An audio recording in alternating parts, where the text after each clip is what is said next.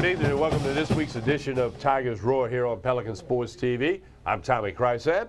I'm joined by NFL scout and national football analyst for Fox Sports Radio, Chris Landry. Chris, good evening. How are you, sir? I'm doing great. Good to be with you as always. Boy, the Wednesdays just, every time I look up, it's Wednesday again. We got Tigers Roar. I mean, the weekends are so busy, more so for you than I, but mine's fairly busy. But, you know, a little prep football on Friday nights and then, of course, college, NFL. It never stops for you. I don't know how you do everything you do in 24 hours, but we roll on, right? Yeah, I can't believe it was looking before I came over here that's nearing the end of September. It'll be October next Wednesday when we reconvene. But a lot to talk to. And we've talked for a while how the importance of the early part of the season, but now is when the season really starts for LSU, so can't wait to get into the game later. And we're going to get into a lot of stuff tonight. We will recap the victory over Auburn. We'll set it all up for you, the matchup between LSU and Georgia, offensively, defensively, special teams. Chris will provide his expertise there. We'll break down LSU a little bit as we've seen it through 4 games. We'll also get into some other things tonight, run around the state. We got some Southern Jaguar stuff for you. Big game for the Jaguars out on the Bluff this Saturday against Jackson State. Got lots of stuff, other things we'll mix in tonight. We will hear from Brian Lazar of TigerBait.com as well as Ronnie Rance of Sports Shorts TV and Sports Shorts Radio. But we begin tonight's program, and you saw the graphic up just before we came up on camera. Legendary LSU football coach Paul Dietzel passed away Tuesday morning after a brief illness. He was 89 years old, just had a birthday a couple of weeks ago. Today would have been he and his wife's 69th wedding anniversary had he still been there. So some call him the architect of LSU football. He won the national championship in 1958. He coached LSU's only Heisman Trophy winner, Billy Cannon, and Chris and I both have a story to share with you about Paul Dietzel, but just so many great things have been said in the past 24 hours plus since he passed away about this man. I've heard Scooter Purvis talk about him on the radio. I've heard Jerry Stovall and read a ton of things. So what we want to do in this opening segment of Tigers Roar tonight on behalf of all LSU fans is get a little something. I actually played the audio of what you're about to hear on radio the other day. It's a little clip. Coach Dietzel talking about the white team, the go team, the Bandits, and then talking about how proud he was of his football players that played for him in his 7-year stint as the head football coach at LSU. Here is a recent interview, recent comments from the legendary coach, Paul Dietzel. And so that spring we decided, and I was thinking back to our platoon days at Cincinnati, and the Chinese Bandits, of course. So we picked out the 11 best athletes we had on our team, and LSU always wore white and gold breeches, white pants, white jerseys. And so our first team became the white team. And that was made up by some very fine athletes, because that was Billy Cannon at left halfback, Johnny Robinson, who was an outstanding right halfback, and had Billy Cannon not been here, Johnny Robinson might have won the Heisman Trophy, because Johnny is such a great athlete and a great young man. And the fullback was Red Broadnax from up in Bastrop. He was the only one not from Baton Rouge. And the quarterback was Warren Rabb, who had played right here, a high school player. And so that was our first team was our white team. What was left, we took out the best. You know, it takes a different kind of an athlete to play offense than it does defense. Offense, I always figure, is kind of square, and defense is kind of wild and round.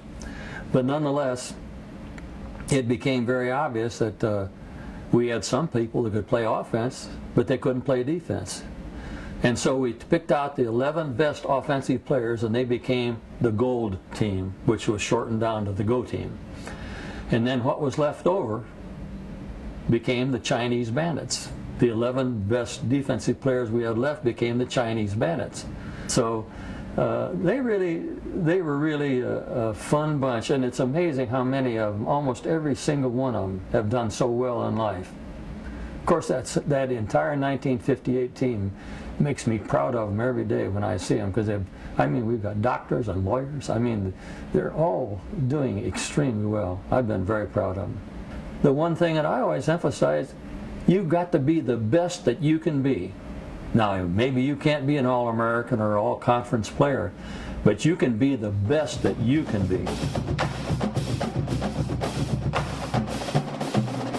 A great message that resonates right there. Be the best you can be at whatever you're going to do, even if you're not an All-American football player or an All-Conference player. Chris Landry, I know you have some stuff you want to share with the folks about Coach Dietzel. You know, I think the biggest thing that jumps out at me is, and he was someone that came before my time, but I heard about him through my father.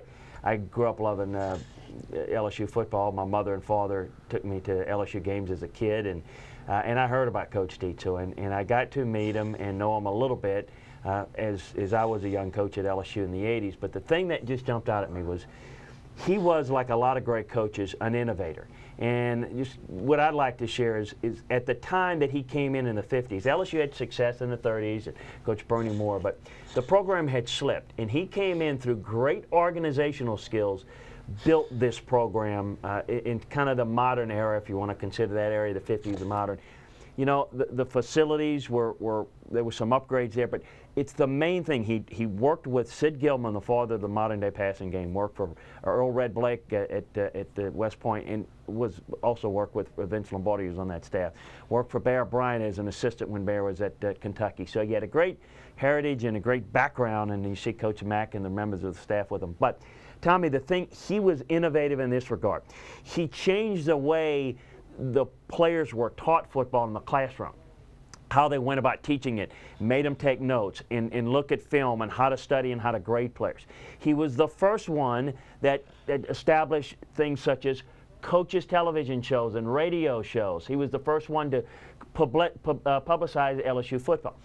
He also was the one that decided that, you know, we're going to take each coach and give them a portion of the state of Louisiana to recruit. All things that are still done today and done more in a modern fashion, but he had the innovative approach, and all great coaches have the ability to kind of see towards the future. And of course, we hear him talk about the white team, the goat team, the Chinese bandits. That was revolutionary then. I mean, you played both ways. This guy was really good at that. So he was, to me, he was an innovator. And of course, when he left, and it was always criticized. Even I can remember my dad, God rest his soul, talking about how he left. And, you know, Pepsin and Paul told everybody who was staying, and he left to go to West Point at that time. And some people, you know, harbored bad feelings. But he did so much for LSU, came back, and, of course, they did him wrong in the early 80s when he was the athletic director and kind of put him in some tough spots. But he was so good for this university. He loved it. And I think the guys that truly build the program are to me, that are special. The program over time, and Coach Mack did a great job, it slipped a little bit. And I was in the 80s when the facilities were in the bottom 2 or 3 in the conference. And as someone that followed the history of LSU football, knew the potential, but saw that it wasn't there. It had slipped. The administratively had not kept up. And you know, of course, Nick Saban came in and Mark Emmert, and they changed things. And they're the reason why the program today is at a high national level. So when I look at the best coaches in football history, in LSU football history, it's Paul Dietzel and Nick Saban, because they rebuilt the programs. And of course, guys like Coach McClendon, Coach Miles today, they're so valuable because the length of which they're staying. Coach Miles still in the middle of his tenure. But to me, that's what's really important. The ones that come in and that could invoke change and create an environment to maybe raise everybody's expectations. That's what I will remember, and I think we can all learn from people who do things well in the past, and I'm forever grateful, Coach. We'll miss you, and God rest your soul. Yeah, I was very lucky. We started a television show here back in 2005 called Sports Down the Middle with Alan Risher and I. Chris, that's a show you were on several times. There's a picture of me and Coach Dietzel down at Walk-Ons. He came out to be a guest on our show. And the thing I remember, and I told this on the radio yesterday, Chris, he was speaking and he was talking about the game in 1958 against Ole Miss, and Johnny Vaught had a good Rebel team, and Warren Ram took the handoff and gave it to Billy Cannon, who got a great block from Broadnax. And I mean, he's going through this play. It's 3rd and 8 from the 38. Very lucid, very clear in detail. And he's painting a picture, vivid detail. And I'm going, wait, this happened in 1958, and at this time it was 2005, a hair under 50 years later. And he was recounting. I mean, he knew the down, the distance, the yardage, who had the good block. I mean, I was so amazed and impressed. And then to just talk to him about life, he gave me one of his, he was a great artist. He loved to paint. Yeah, the watercolor. He gave me one of his watercolor paintings of the old Tiger Stadium before it had either upper deck on it, a picture that I still have. So that was my small and brief interchange, cross paths with him, but I'll never forget it. And this morning in Baton Rouge on the radio, Jordy Holberg had Jerry Stovall and Scooter Purvis, who, by the way, were both with Coach this past Sunday night in his hospital room speaking to him. And they both told some remarkable stories about him as a man. Then they talked about the football, and that's what impressed me. I saw it written in the release by Kent Lowe, considered the architect of LSU football. I think a lot can be said by that. A couple other quick tidbits. The only conference championship South Carolina has ever won, the ACC in 1969. The head coach was Paul Dietzel. Prior to that, Bear Bryant hired Paul Dietzel to work for him at the University of Kentucky. Charlie McClendon also on that staff at Kentucky. McClendon played at Kentucky. Some people don't remember that. But so that it was good to read some of those things, and I know his son Steve a little bit. We've crossed paths a few times over the year. The last thing, in 2003, he and his wife Ann came back to Baton Rouge, like so many athletes and coaches have done that have come to Baton Rouge, come to South Louisiana, come to play at LSU, and they just end up staying here. He was from up in Ohio. I mean, he was not from around here, you know. But he and his wife chose to return to Baton Rouge, and I know everybody that came in contact with him in the past 10 years that he was in Baton Rouge basically full time, thoroughly enjoyed it. I have the part of the cradle of coaches at Miami of Ohio, who so many of them, who take too long to mention. All the coaches, he was one of them, and certainly, like you said, made his home here and was a great coach. People may not remember, young folks may not remember, but back in the 50s, LSU and Ole Miss was like LSU and Alabama today, where Times they're five. playing in the top five.